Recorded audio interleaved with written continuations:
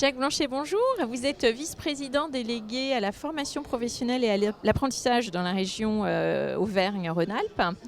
Alors, d'abord, première question, quelle est la dynamique de cette région, de cette grande région française Auvergne-Rhône-Alpes? Bonjour madame.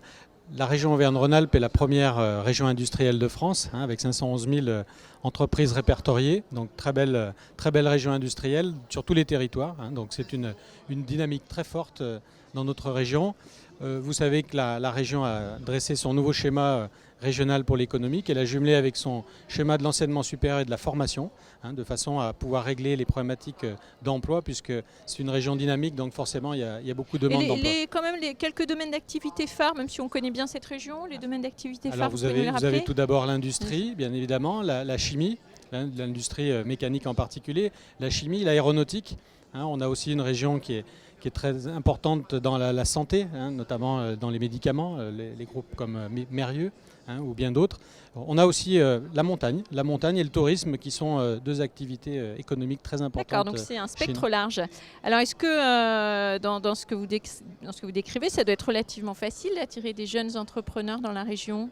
Alors, on attire, c'est une région effectivement qui attire beaucoup de jeunes, parce que tous les territoires, je vous disais, sont dynamiques. Je pense par exemple au territoire de Grenoble, où on a effectivement notamment tout ce qui est autour de l'intelligence artificielle et la microélectronique.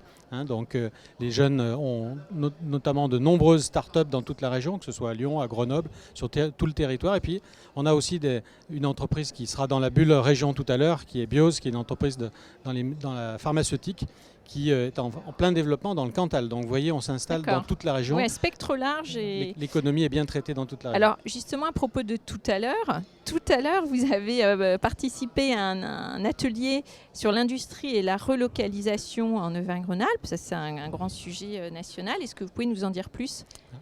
Alors oui, en fin d'année 2021, le président Wauquiez et l'exécutif ont décidé de mettre la relocalisation en avant avec un budget de 1,2 milliard sur 6 ans, la création de 30 000 emplois à la clé. Donc c'est un sujet, la relocalisation, qui est inhérent et indépendant de l'activité actuelle. Il faut faire revenir les entreprises sur notre territoire parce que... Et dans quel secteur, pardon de vous interrompre, en particulier cette relocalisation ? Dans tous les secteurs d'activité. Bon, bien évidemment, notamment, on est sur l'énergie, sur l'aéronautique, certains éléments et composantes de l'aéronautique, sur l'électronique, sur le numérique également, puisque on a lié aussi le numérique et la décarbonation, notamment pour l'industrie.